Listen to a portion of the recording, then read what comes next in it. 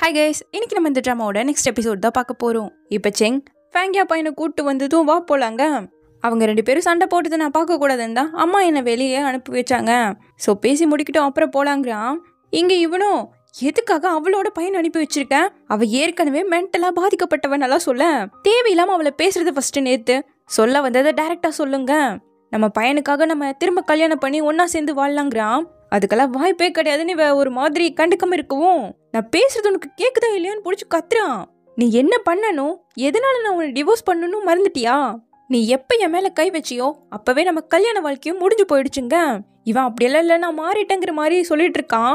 இவ்வளவு விடாப்பிடியா பேசுறத பார்த்துட்டு, அப்படி நான் டிவோர்ஸ் பண்ணாலும் கஸ்டடி எடுத்துப்பேன், ஏன்னா நான் பேசுற ஓவரா பண்ணிட்டு இருக்கேன்னு கையை பிடிச்சி அதுட்ட செங்கு வந்துட்டான். முதல் கையை இடுறான்னு சொல்லி திரும்ப வச்ச நடக்கிறதே வேறன்னு மிரட்ட, நீ இன்னுமா இந்த பொறிக்கு பையனோட பேசிட்டு இருக்கன்னு இவன் கேட்கவும் வாய மூடுன்னு கத்துறான். பொண்டாட்டியும் பிள்ளையும் பார்க்க வந்தா நான் வாய மூடிட்டு இருக்கணுமான்னு சொல்லிட்டு 2 பேருக்கும் சண்டை வந்துருச்சு. பையன் வந்து அப்பான்னு கத்தவும் தான் சண்டையை நிறுத்துறாங்க. நீங்க என்ன பார்க்கணும்னு நினைச்சா எனக்கு டைரக்டா கான்டாக்ட் பண்ணுங்க, அம்மா எனக்கு ஸ்மார்ட் வாட்ச் வாங்கி கொடுத்துருக்காங்க, அதுல காலும் மெசேஜும் பண்ண முடியும், வேற ஏதாவது இருக்கா கிளம்புங்கன்னு சொல்லி அனுப்பி விட்டுட்டான். உடனே ஃபேங்கியா ஓடி வந்து பயந்துட்டியா சாமின்னு கேட்க, இல்லம்மா நான் இதை பல வருஷமா பார்த்துட்டு தானே இருக்கேங்கிறான். சரி நீ எப்படி இங்க வந்து செங்க பார்த்து கேட்கவும், மெங் டேட்டிங்ல இருந்தாங்க, ஸோ நான் இவனை கூட்டு வரும்போது நீங்க 2 பேரும் ஒருத்தர் விட்டு ஒருத்தர் சாப்பிட மாட்டீங்கன்னு சொல்லி சேர்ந்தே வாங்கிட்டு வந்துட்டேங்கிறான். அப்போ நான் அப்படியே போறங்கும் போது சேர்ந்து சாப்பிடலான்னு பையனை கூப்பிடுறான். ஃபேங்கியாவுமே கூப்பிட அவனால மறுக்க முடியல. இந்த பக்கம் இவங்க 2 பேரும் வீட்டுக்கு வந்து சேர்ந்தாச்சு. சரி போயிட்டு வா குட் நைட்னு ஹீரோ சொன்னா, அப்போ நீ உள்ள வர மாட்டியான்னு உள்ள கூப்பிடுறா. இன்னைக்கு என்ன பிளான் வச்சிருக்கேன்னு இவன் கேட்கவும், அன்னைக்கு நடந்த பிளான்லாம் உன்னோட தானே, நான் எதுவும் பண்ணலையேன்னு கேட்க, அப்போ அது என்னோட பிளான் மட்டும் தானே இவன் கேட்கவும், சரி சரி என்னை பத்தி உனக்கு எல்லாம் தெரிஞ்சிருக்கல உள்ளவான்னு கூப்பிடுறா. அவன் குட் நைட் சொன்னாலும் இவ போக மாட்டேங்கிறான். 3, 2, 1 சொல்ல, ரொம்ப கள்ளு மனசுக்காரனா இருக்க, சரி போன்னு சொல்லிட்டு டக்குன்னு வந்து கிஸ் பண்ணிட்டு குட் நைட் சொல்ல, அப்போ குட் நைட் மட்டும்தான் சொல்றான். வேற வழி இல்ல, மனசே இல்லாம தான் போறா. இந்த பக்கம் பையனை படுக்க வச்சுட்டு ஃபேங்கியா, நாங்க என்னதான் சண்டை போட்டாலும் உன் மேல வச்ச பாசம் எப்பவும் குறையாது, ஸோ இதுக்காக நீ எல்லாம் வருத்தப்படக்கூடாதுன்னு சொல்ல, அம்மா நீங்க ஹாப்பியா இருந்தா நானும் ஹாப்பியா இருப்பேங்கிறான். நீ இருந்தாலே போதும், அம்மா எப்பவும் ஹாப்பியா தான் இருப்பேன்னு சொல்ல, அப்ப சரிம்மா எனக்கு தூக்கம் வருதுன்னு அனுப்பி வைக்கிறான் பையன். வெளியே பார்த்தா செங்கு வெயிட் பண்ணிட்டு இருக்கான். இவளுக்கு ஒரு மாதிரி ரொம்ப அப்செட்டா இருக்கால, உனக்கு அவசரமா வீட்டுக்கு இது போகணுமான்னு கேட்கவும், அப்படிலாம் இல்லைங்கிறான். அப்போ சரிவான்னு சொல்லி அவனை குடிக்கிறதுக்கு கூட்டிட்டு வந்துட்டான். இங்க பையன் இன்னும் தூங்கல, வேணும்னு தான் அனுப்பியிருக்கான். இங்க செங்கு சோகமா இருக்கிறத பார்த்தவன், மெங்க பத்தி எனக்கு நல்லாவே தெரியும், அப்படியெல்லாம் மொத்தமா உன்னை விட்டுட்டு போயிட மாட்டான்னு இவ சொல்ல, அவளை பத்தி நான் நினைக்கவே இல்லை, சொல்ல போனா நான் அவளை வெறும் ஃப்ரெண்டா மட்டும் தான் பாக்குறேன். அப்போ ரொம்ப நல்லது, நம்ம எல்லாருமே ஃப்ரெண்ட்ஸ்ல, ஸோ தேவையில்லாத பாஸ்ட் எல்லாம் மறக்கிறதா நல்லதுன்னு சொல்ல, அப்போ பாஸ்ட்ல இருந்து நீ மூவ் ஆன் ஆகிட்டியான்னு கேட்கிறான். பக்கத்துல இருந்து உட்காந்துட்டு அப்படியே குடிச்சுக்கிட்டே, நீயும் என்ன தாழ்வா தான் பாக்குறியா, முன்ன மாதிரி இல்லடா, நான் ரொம்பவே தாழ்ந்து போயிட்டேன், என்னே தெரில இந்த கல்யாண வாழ்க்கையில நான் ரொம்பவே மோசமாகிட்டேன்னு சொல்ல, அப்படியெல்லாம் இல்லை, நீ இதுல டயர்ட் ஆகிட்ட, சரி அடுத்து என்னதான் பிளான் வச்சிருக்கேன்னு கேட்க, தெரியல, கல்யாணம் பண்ணிக்கிறதால அவன் என் பையனை பார்க்க வரத என்னால் ஸ்டாப் பண்ணவே முடியாது, ஸோ கல்யாணங்கிறதுல ரொம்ப எச்சரிக்கையாக இருக்கணும். சரியான ஒரு பர்சனை நம்ம சூஸ் பண்ணிட்டோம்னா நம்ம நரகத்திலே இருந்தாலும் பூமிக்கு அவன் நம்மளை இழுத்துட்டு வந்துடுவான். அதுவே தப்பான ஒரு பர்சனை சூஸ் பண்ணிட்டா நம்ம சொர்க்கத்திலேயே இருந்தாலும் நரகத்துக்கு இழுத்துட்டு போயிடுவான். அப்படி பார்த்தா நான் சுத்தமாக லக்கே இல்லாதவன். எப்போ ஸ்கூலை விட்டு நின்னனோ அப்பிருந்தே தப்பான பாதையில் தான் போயிட்டுருக்கேன்.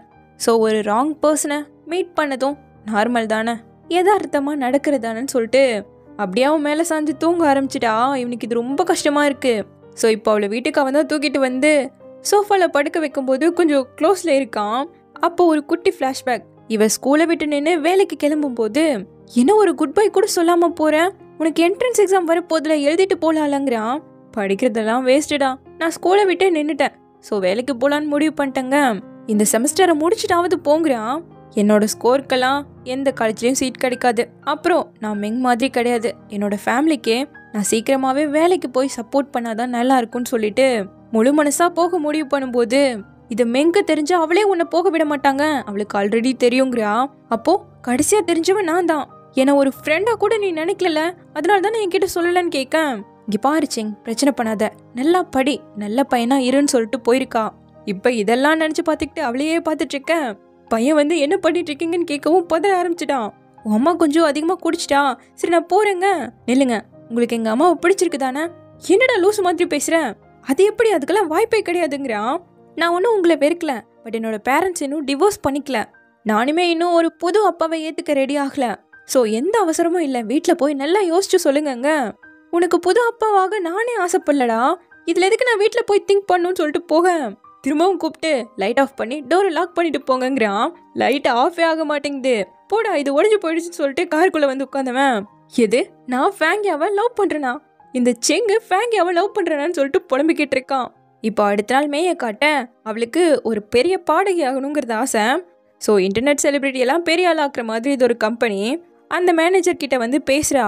அவங்களே ட்ரெயின் பண்ணி விட்டுருவாங்க, பட் என்ன 1 லட்சம் கேட்குறாங்க. இவகிட்ட இருக்கிறது 50,000 தான், அதே லோன் போட்டு தான் எடுத்திருக்கா. இருந்தாலும் ஊரை விட்டு வெளியே போய் நல்லா பெரிய ஆள் ஆகி வரணுங்கிறது ஆசை. ஸோ காசே இல்லைனாலும் கொடுக்குறேன்னு முடிவு பண்ணிட்டா. இந்த பக்கம் நம்ம ஹீரோவும் ஹீரோயினும் பாட்டியை பார்க்க வந்திருக்காங்க. கரெக்டாக அங்கமே அந்த மேனேஜர் ட்ராப் பண்ண வரவும் அவன் நம்ம ஹீரோ ஹீரோயினை பார்த்ததும் மண்டையை கழுவுறான். பட் இவங்களுக்கு அதெல்லாம் இன்ட்ரெஸ்ட் இல்லைன்னு சொன்னாலும் அவனோட பிஸ்னஸ் கார்டை கொடுத்துட்டு போகிறான். இப்போ நம்ம ஹீரோவும் ஹீரோயினும் கையை பிடிச்சிக்கிட்டு பாட்டியை பார்க்க வந்தா அவங்களுக்கு பயங்கர சந்தோஷம். அடடே 2 பேரும் ஒன்று சேர்ந்துட்டிங்களா, அப்போ எனக்கு மருமக பேத்தி கிடைச்சிட்டாலான்னு சொல்லி நில்லுங்க ஒட்டுக்கா நில்லுங்கன்னு ஃபோட்டோலாம் எடுத்துட்டு என்னோட ஃப்ளவர் கார்டன் இருக்குல்ல அதை நான் ரெண்ட்டுக்கு விடலான்னு முடிவு பண்ணிட்டேன். அதனோட டாக்குமெண்ட்லாம் என்னோட ட்ராயரில் தான் இருக்கு. 4 வருஷத்துக்கு 2 லட்சம் தராங்க.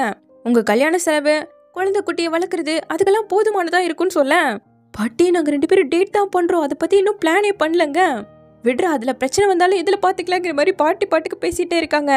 பாட்டி நாங்கள் இப்போ டேட் தான் பண்ணிட்டு இருக்கோம், இன்னும் கல்யாணம் குழந்தை அதெல்லாம் பிளானே பண்ணலன்னு சொல்கிறா ஹீரோயினே. பாட்டியும் சரின்னு சொல்லிட்டு அவங்களுக்கு வேற ட்ரெஸ் போடணுன்னு மேய் வீட்டுக்கு போய் எடுத்துகிட்டு வர சொல்கிறாங்க. அப்படி எடுக்க வந்தவன் பாட்டி சொன்ன ஃப்ளவர் கார்டன் டாக்குமெண்ட் எடுத்துகிட்டு இருக்கா. அது உன்னோடது கிடையாது வச்சிருன்னு ஹீரோ வந்து சொல்ல, நான் இது மாதிரி அந்த ட்ரைனிங்கில் ஜாயின் பண்ணியிருக்கேன், ஃபீஸ் தேவைப்படுது, ஸோ இதை வச்சு நான் இப்போதைக்கு யூஸ் பண்ணிக்கிட்டாலும் கண்டிப்பாக நான் அதை திருப்பி கொடுத்துருவேன்னு சொல்கிறா. ஹீரோ இப்போ வச்சுட்டு போகலனா நான் போலீஸை கூப்பிட்டுருவேன்னு சொல்ல, நீ இவ்வளோ செல்ஃபிஷாக இருக்க, ஓ இப்போதான் உனக்கு கேர்ள் ஃப்ரெண்ட் வந்துட்டால சப்போர்ட் பண்ணுறதுக்கு, ஸோ உனக்கு எந்த பிரச்சனையும் கிடையாது. ஆனால் நான் அப்படி இல்லையே, ஒரு சிங்கர் ஆகணுங்கிறது தான் என்னோட மிகப்பெரிய ஆசைன்னு உனக்கே தெரியும், அதுக்கு எதுக்காக பாட்டியோட திருடுறேன்னு இவன் கேட்கவும், நீ அவங்களோட உண்மையான பேரனே கிடையாது, அப்புறம் எதுக்காக பாட்டின்னு சொல்லிட்டு இருக்கேன்னு அந்த டாக்குமெண்ட்டை எடுத்துகிட்டு போனாலும் ஹீரோ பிடிச்சிட்டு ஒழுங்காக வச்சுட்டு போன்னு கத்துறானா. ஸோ தூக்கி வீசிட்டு கோவத்தில் கிளம்பிட்டா.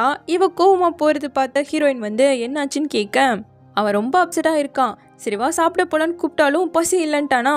போ இந்த பஸ்ஸில் கட்டிக்கிட்டே ஆளுன்னு சொல்லிட்டு அவள் கோச்சிக்கிட்டு போயிட்டா. அப்படியே அந்த பஸ்ஸில் ஃபிட் பண்ணிட்டு இருந்தா ஒன்று மிஸ்ஸு.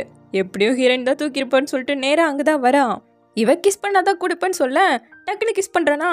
இந்த ரோபோட் மாதிரி கிஸ் பண்ணுறதெல்லாம் கவுண்ட் ஆகாதுங்க. அவன் குடுன்னே கேட்குறான். நீ ரொம்ப கடுமையாக நடந்துக்கிறதுனால எனக்கு சோகமாக இருக்குது, எனக்கு கம்ஃபர்ட்டே பண்ண மாட்டியான்னு கேட்கவும், சரி ஏன் தப்பு தான் சொல்லிட்டு கிட்ட வரான். அப்போ அந்த பஸ்ஸில் கொடுத்துட்டு போக சரிவா நம்ம சாப்பிட போகலான்னு கூட்டிகிட்டு வந்துட்டான். இன்னும் தங்கச்சியை நினச்சி அப்செட்டாக இருக்கியான்னு இவ கேட்கவும், ஆக்சுவலாக என்னோட பாட்டிக்கு நான் உண்மையான பேரனே கிடையாது, என் பாட்டியோட மகன் எனக்கு ஸ்டெப் ஃபாதர். இப்போ நான் போன் மேரோ லீக்கு கொடுத்துட்டு வந்தால அவன் தான் என் பாட்டியோட உண்மையான பேரன். என் அப்பா ஆக்சிடெண்ட்டில் இறந்து போனதால என் பாட்டி ஜியாங்பேயிலிருந்து என்னை பார்த்துக்கிறேன்னு சொல்லி கையோட கூட்டிகிட்டே வந்துட்டாங்க இந்த ஊருக்குன்னு சொல்கிறான். பட் பாட்டிமாவை பொறுத்த வரைக்கும் நீ தான் அவங்களோட உண்மையான பேரன், இதுதான் உன்னோட தங்கச்சி, இதுதான் உன்னோட ஃபேமிலின்னு சொல்ல அவள் தேவைன்னா மட்டும்தான் என்னை அண்ணனே கூப்பிடுவான்னு சொல்கிறான். கொஞ்ச நாளுக்கு முன்னாடி போல ஃப்ரெண்ட்ஸோட எஸ்கேப் ரூம் விளையாட போலான்னு ஹீரோவை கம்பல் பண்ணி தான் கூப்பிட்டே வரா. பட் அப்படி பசங்களோட வந்தால் அவனுங்க மிஸ்பிஹேவ் பண்ண ஆரம்பிச்சிட்டானுங்க. இவ எதிர்த்து பேசினதும் ஒரு கோடை போட்டு லாக் பண்ணி விட்டுட்டானுங்க. உடனே அண்ணான்னு கத்தி இவங்க என்ன ஹராஸ் பண்ணுறாங்கன்னு ஹீரோவை கூப்பிட சும்மாவா விடுவான். லைட்டு பிளிங்காக சும்மா எல்லாரையும் பிரித்து மேய்ஞ்சிட்டான். அப்போ நீ அடித்து ஹாஸ்பிட்டலே அட்மிட் ஆனான்னு செங்கு சொன்னானே அது இவனுக்கு தானான்னு கேட்கவும், ஓ இதையும் சொல்லிட்டானான்னு இவன் கேட்டுட்ருக்கான். 2 பேருக்குமே ஒருத்தர் மேலே ஒருத்தர் நிறைய பாசத்தோடு தான் இருக்கீங்க, இப்போவாவது ஹாப்பியாக இருடான்னு சொல்ல, அண்ணான்னு கூப்பிட்டா தான் நான் ஹாப்பியாக இருப்பேன்னு இவன் சொல்லவும், சரிங்க அண்ணானே சொல்கிறேன், இந்தாங்க அண்ணா உங்களுக்கு ஊட்டி விடுறேன்னு சொல்லிட்டு அவனை சந்தோஷப்படுத்திட்டு இருக்கா. திரும்பி வரும்போது கூட மொக்க ஜோக்க போட்டு அவனை எப்படியாவது சிரிக்க வைக்கணும்னு தான் ட்ரை பண்ணிட்டு இருக்கான். சரி அன்னைக்கு 2 பேரும் எப்படி தப்பிச்சு வந்தீங்கன்னு கேட்கும்போது அந்த லைன்ட்டு பிளிங்க் ஆகிட்டே இருந்துதாமா. ஸோ இதுக்கும் ஒரு அர்த்தம் இருக்குன்னு சொல்லி அவன் சில லெட்டர்ஸை கரெக்டாக சொல்ல அது போட்டதும் ஓப்பன் ஆயிடுச்சு. அது எப்படி கரெக்டாக கண்டுபிடிச்சுன்னு கேட்டா அதுக்கு இவன் ஒரு மொக்க காமெடியை போட்டு போயிட்டு இருக்கான். இப்போ அடுத்த நாள் செங் ஃபேங்கியா கடைக்கு வந்திருக்கான். கேட்டால் கொஞ்சம் ஸ்நாக்ஸும் என்னோட ட்ரெஸ்ஸை ஆல்டர் பண்ணவும் வந்திருக்குன்னு சொல்லிட்டு போக மாட்டேங்கிறான். வேற ஏதாவது சொல்லுமான்னு கேட்டதும், நேத்து நீ அதிகமாக குடிச்சிட்டல, உனக்கும் தெரியுங்கிற மாதிரி ஏதோ இழுக்கிறான். உன் மகன் தேவையில்லாமல் ஏதோ சொல்லி நீ தப்பாக புரிஞ்சுக்க கூடாது, நம்ம 2 பேரும் ஒரு நல்ல நண்பர்களா இத்தனை வருஷமா இருந்துட்டு இருக்கோங்கிற மாதிரிலாம் சொல்ல. அப்படின்னா நேற்று நைட் நான் ஓவரா குடிச்சு அட்வான்டேஜ் எடுத்துட்டேனா? சாரிடா, அதுக்காக நான் ரெஸ்பான்சிபிலிட்டிஸ் எல்லாம் எடுத்துக்க முடியாதுங்க. ஐயோ சீச்சி, நான் அதை மீன் பண்ணலன்னு பயங்கரமா உளறிட்டு இருக்கேன். அம்மா, இனிமேலும் ஓவரா குடிக்காதீங்க. செங்கு தான் நேற்று நைட் உங்களை சோஃபால கொண்டு வந்து படுக்க வச்சாரு தெரியுமா? அதுக்கப்புறம் லைட் ஆஃப் பண்ணிட்டு போயிட்டாருங்கிறதையே கொஞ்சம் இழுத்து சொல்ல. அப்பா ஒன்றும் நடக்கலையான்னு ஃபேங்க தேங்க்ஸ் சொல்ல. பரவாயில்லன்னு சொல்லிட்டு போக பார்க்குறான். பையன் உடனே நேற்று நைட் நான் சொன்னதை யோசிச்சு பார்த்தீங்களான்னு கேட்க, ஏண்டா நீ வேறன்ட்டு அவன் பாக்ஸிங் கற்றுக்க கேட்டான்னு சொல்கிறான். அவனுக்கு பாக்ஸிங்கே பிடிக்காதேங்க.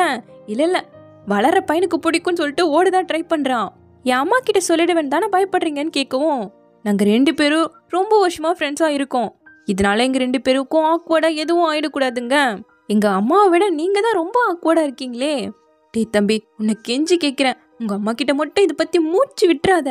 நீ என்ன சொன்னாலும் சரி, நான் அதை சர்வீஸாக எடுத்துக்கிட்டு பண்ணுறேன். அப்போ ஓகே.